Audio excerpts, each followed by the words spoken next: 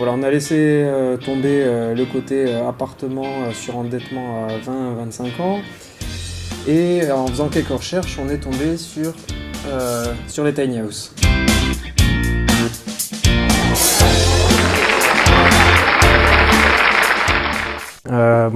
Bonsoir, alors moi c'est Ulysse.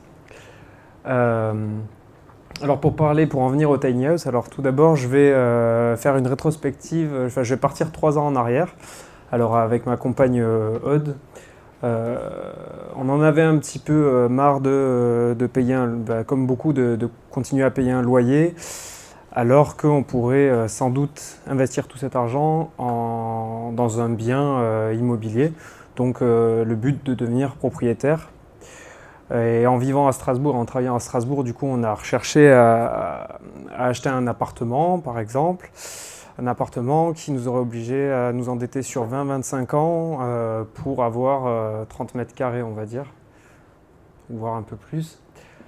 Vous faites des recherches et ça donne ça à peu près. Et donc du coup, en fait, on a vite arrêté les recherches parce qu'on s'est dit, ouais, en fait, on ne se voit pas forcément rester à Strasbourg 20-25 ans. On ne sait pas où est-ce que nos ambitions professionnelles ou même de vie vont pouvoir nous amener. Donc, voilà, on a laissé tomber le côté appartement sur endettement à 20-25 ans. Et en faisant quelques recherches, on est tombé sur les tiny houses. Donc on s'est rendu compte que ça avait été une solution, en fait, pour les mêmes raisons que nous, déjà, premièrement financière, que ça pouvait être avoir un habitat plus petit et mobile, ça pouvait être une solution. Donc on est tombé sur différents témoignages. Premièrement, il y a eu pas mal de livres, donc plutôt des livres américains parce que le mouvement est plutôt né aux États-Unis. Ensuite, il y a eu l'apparition ces dernières années de livres français qui témoignent de la vie en tiny house et de construction de tiny house. Et donc on s'est dit, allez, on se lance. Et donc avant de se lancer, à savoir est-ce qu'on la construit ou est-ce qu'on se la fait construire, on a décidé de faire un petit séjour en Normandie, de rencontrer un constructeur, d'échanger avec eux, de voir comment est-ce qu'ils concevaient ces habitats. Et du coup, par là même, on a dormi dans 2 tiny houses différentes pendant les vacances et on a trouvé ça génial. C'est petit, mais c'est cosy. On se tapait pas trop dessus, donc ça va. Et donc voilà, un petit habitat. Et on s'est dit, en fait, au sol, ça fait 12 mètres carrés. Mais c'est super bien agencé et ouais, en fait, on va essayer de vivre dans une tiny house.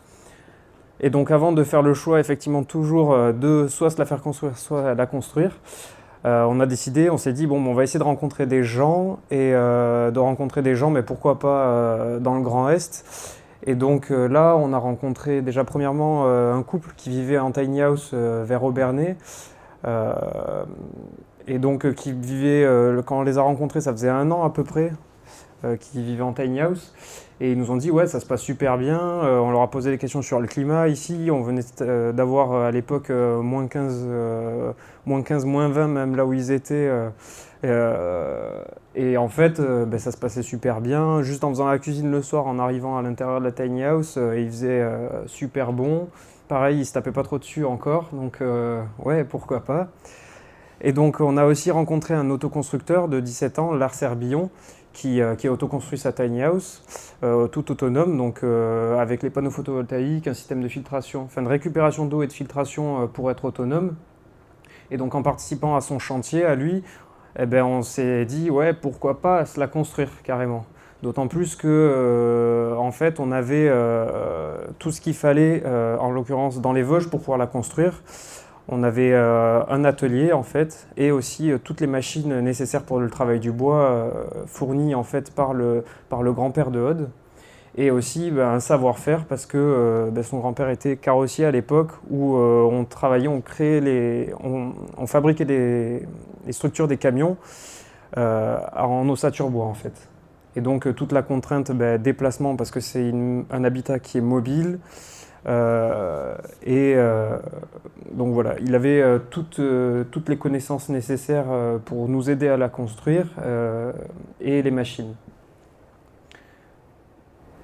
Donc voilà, et en faisant au fil de ces rencontres et de ces recherches, on s'est rendu compte que c'était un habitat sobre, économique en énergie, financièrement viable en fait à notre échelle et qui était synonyme de mobilité. Donc c'était les valeurs ou les prérequis que l'on recherchait en fait dans l'habitat et voilà, donc ça nous a conforté dans notre choix. Et donc ça m'amène à notre choix de l'autoconstruction. Donc l'autoconstruction, ça nous permet déjà deux choses. C'est d'avoir un habitat sur mesure, donc à la hauteur de nos besoins. Donc que ce soit au niveau des dimensions ou au niveau de notre façon de vivre.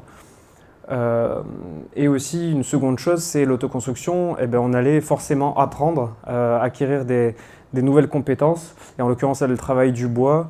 Et puis ça nous a forcé à faire des recherches sur l'isolation, sur de la plomberie, de l'électricité. Donc on s'est dit, ouais, génial, à la fin de ce chantier, déjà on vivra dans notre petite maison sur roue, mais en plus voilà, on aura acquis plein de compétences, plein de connaissances, et qu'on va pouvoir aussi partager.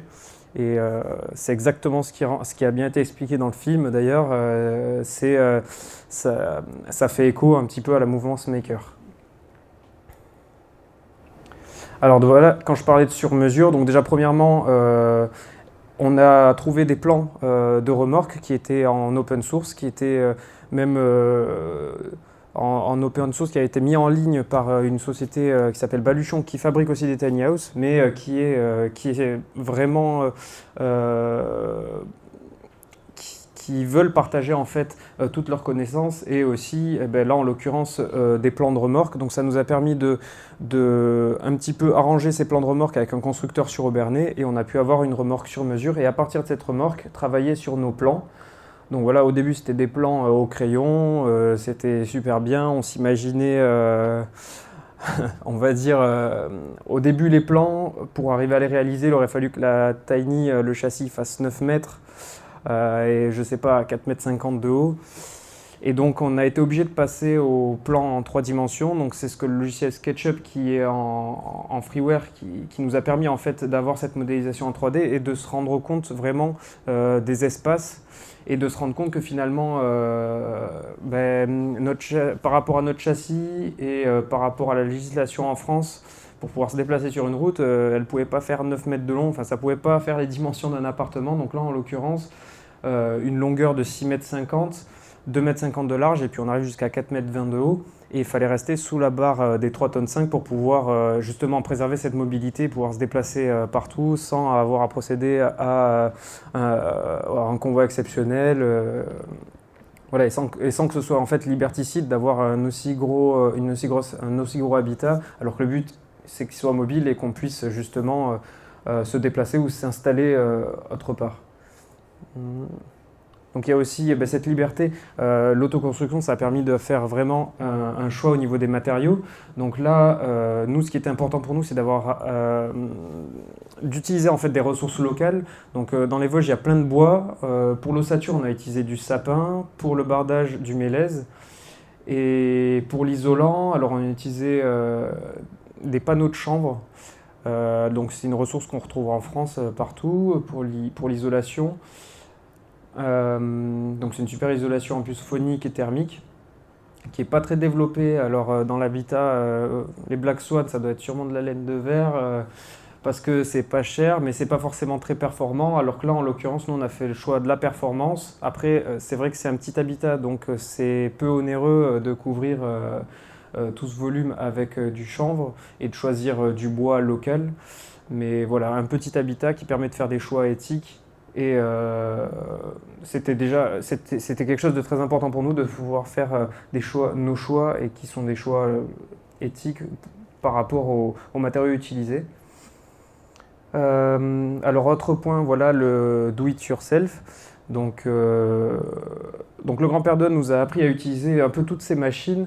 Donc à utiliser la toupie, à utiliser la scie circulaire.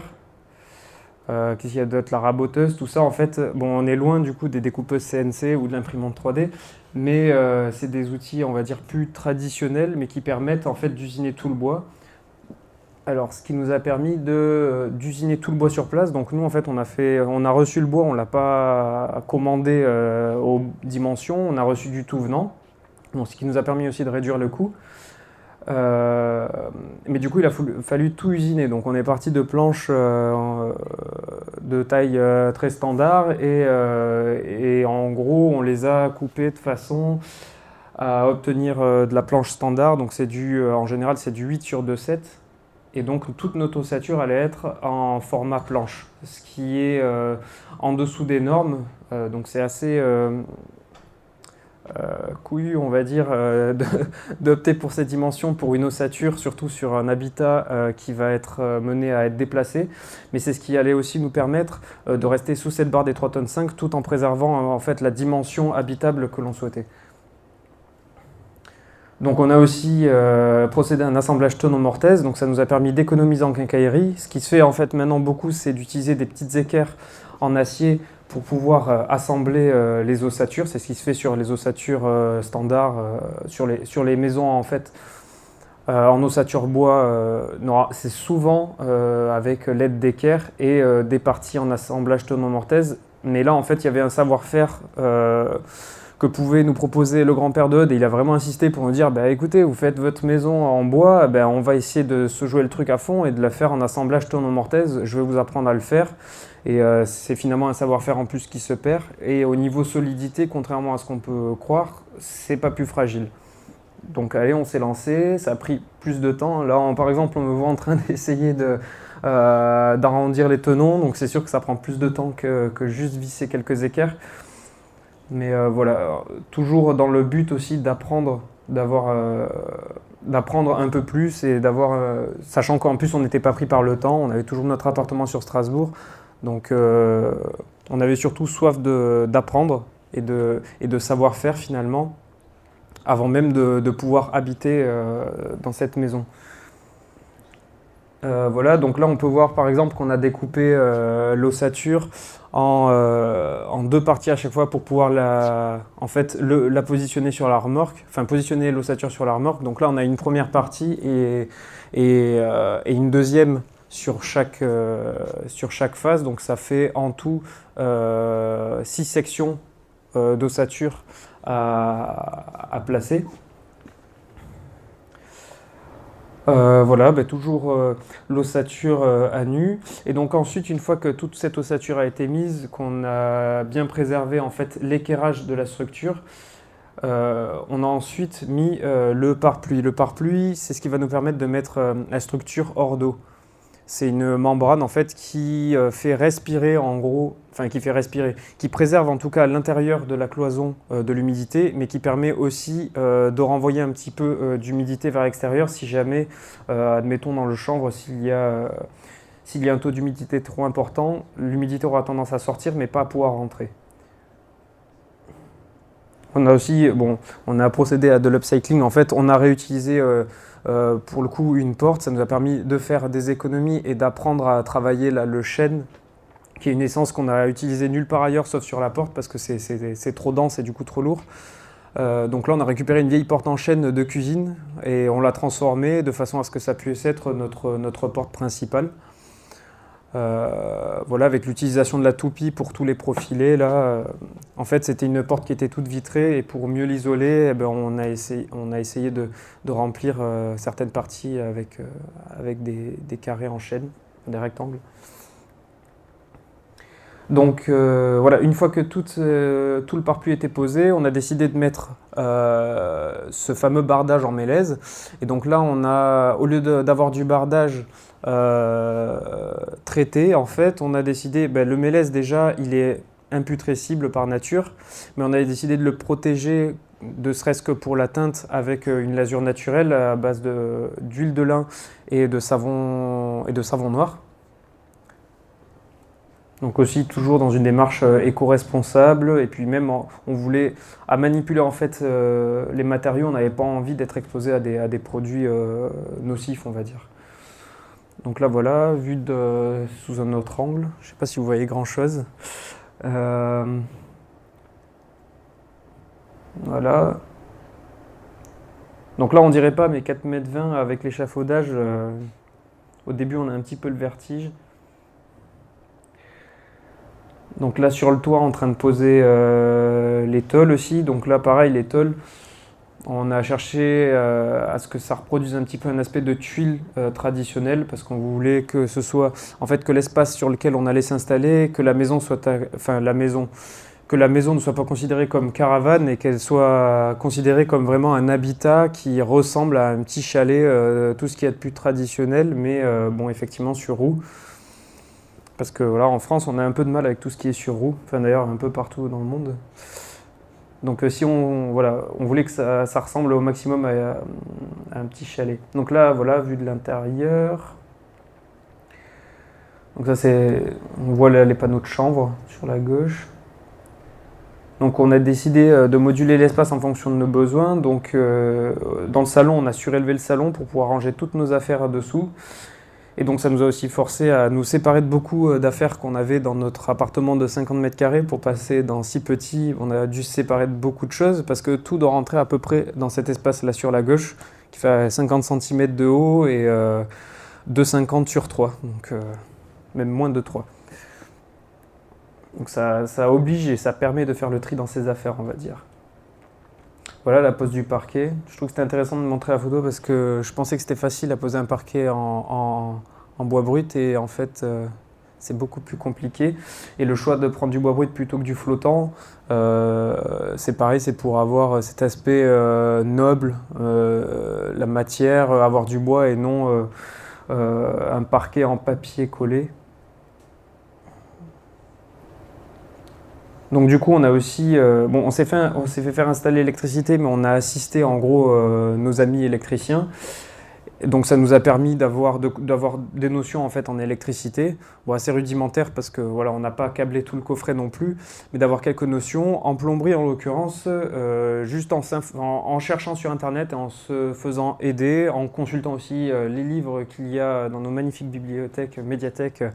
En fait, on peut essayer de s'improviser, on va dire, plombier, dans la mesure où là j'ai opté pour du multicouche. Donc c'est des matériaux, ce sont des tubes qui sont faciles à travailler, contrairement au cuivre à l'époque. Donc c'est aussi des matériaux qui permettent maintenant, voilà, par exemple, de faire de la plomberie en autodidacte, on va dire.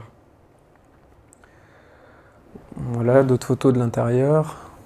Donc là, pour l'instant, en fait, au stade présent du chantier, ça ressemble à ça. Parce que voilà, avec le travail, tout ça, on n'a pas le temps de plus travailler dessus. Ça fait 2 ans qu'on a reçu le châssis. Ça fait à peu près 1 an et demi qu'on a commencé à travailler dessus, enfin à travailler le bois. Et donc elle n'est pas encore finie. Ça prend beaucoup de temps, sachant qu'en plus le chantier est dans les Vosges et que nous on est sur Strasbourg, ça fait faire beaucoup d'allers-retours. Mais si jamais vous voulez vous lancer, c'est quand même une super expérience. Et donc ça me permet de venir voilà, au bilan de l'autoconstruction. Donc ça me permet d'avoir un habitat qui répond aux besoins de ses propriétaires. Donc là en l'occurrence Aude et moi. Donc un habitat peu énergivore. Pour nous c'était important qu'il ait une empreinte carbone la plus petite possible.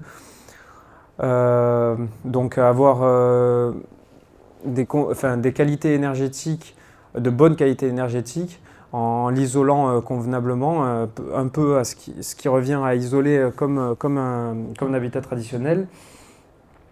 Ça nous a permis aussi d'acquérir des nouvelles compétences.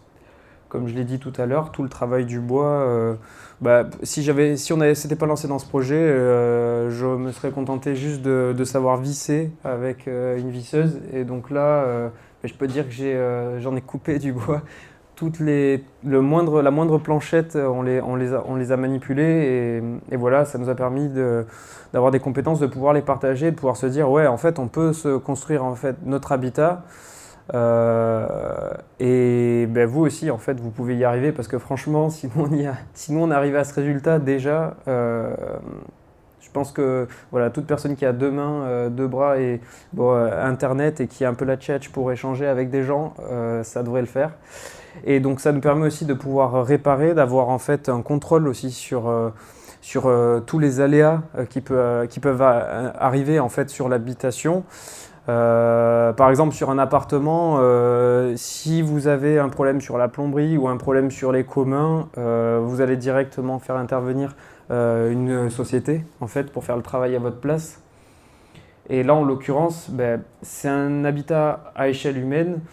S'il y a un problème de fuite sur le toit, ce qui ne devrait pas arriver, je peux intervenir avec une échelle. Et en plus, bon, c'est moi qui l'ai fait, donc je peux arriver à trouver un petit peu la cause du problème.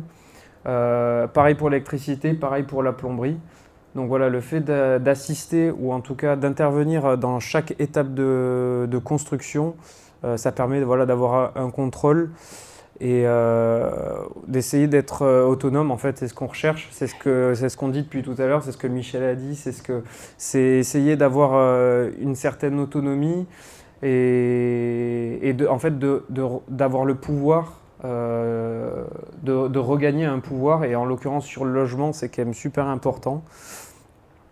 Et voilà, mais j'espère que... Bon, j'ai oublié plein de choses, hein, j'avais prévu de vous dire plein de choses, mais j'espère que ça vous a convaincu. Parce que pour moi, en fait, ce type d'habitat, je pense que c'est une solution sociale et écologique. Et en fait, ben, actuellement, il y a de gros problèmes dans notre société. Enfin, de gros problèmes, je ne veux pas être alarmiste, mais je pense qu'il y a beaucoup de failles et certaines qui peuvent être résolues par l'habitat et en l'occurrence par les tiny houses. Voilà, merci.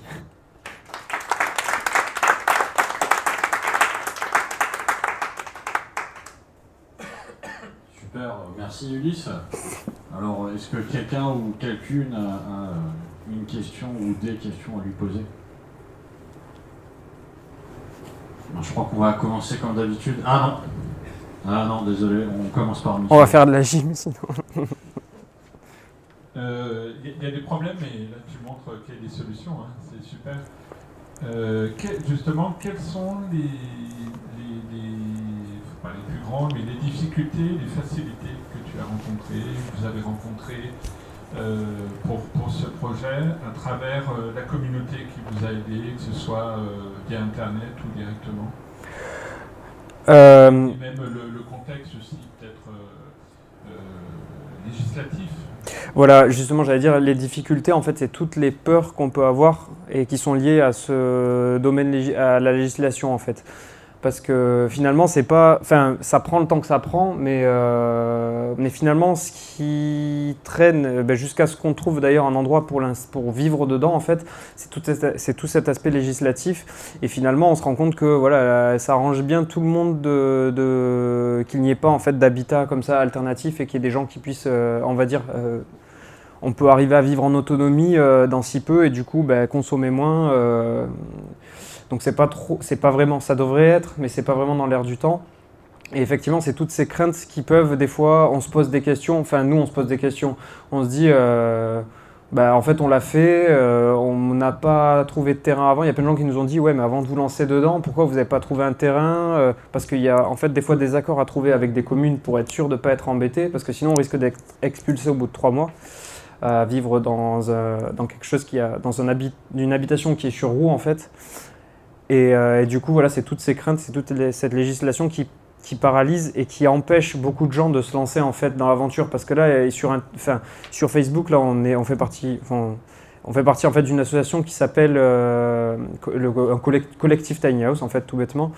Et rien qu'à voir, au début, on était à quelques centaines. Maintenant, je crois qu'il y a 8000 personnes très actives dessus. Et plus, bon, toute la communauté qu'il y a aux États-Unis, on peut voir, il y a plein de forums. Il y a beaucoup de gens qui habitent en tiny house aux États-Unis. Et en France, ouais, on voit que la législation, ça fait flipper les gens. Et c'est ce qui empêche les gens de se lancer de se lancer dedans. Et en fait, finalement, d'être heureux. Parce qu'il y a des gens qui aimeraient... habiter dans plus petit, plus sobre. En fait, il y a beaucoup de gens qui nous contactent. On avait créé une page Facebook et à chaque fois, il y a eu 4 fois sur les 17 échanges que j'ai eus, c'est des femmes célibataires avec enfants et en fait qui s'en sortent pas et qui pensent que la solution c'est de vivre dans une petite habitation et là mobile parce que ça peut leur permettre effectivement de bouger en fait par rapport à leur profession. Et ces gens ont peur. et du coup continuent à vivre endettés, à vivre au-dessus de leurs moyens. Bon, enfin voilà. Je pars très loin, mais... Il y avait une question au fond. Alors, tu parlais justement de chiffres. Moi, je veux savoir combien d'échardes vous avez travaillé tout ce bois. Combien de quoi? Combien D'échardes? dans les... Ah oui, beaucoup d'échardes. Voilà, beaucoup d'échardes. Non, mais on s'est pas coupé de doigts, et au début, je pensais au moins tomber peut-être une fois du toit, mais non. Pour l'instant, il n'y a pas eu de problème, et le plus dangereux est derrière nous. Et une autre question, parce qu'on a échangé avant ce soir. Le permis pour véhiculer cette remorque, combien il coûte? Oui, c'est pas cher.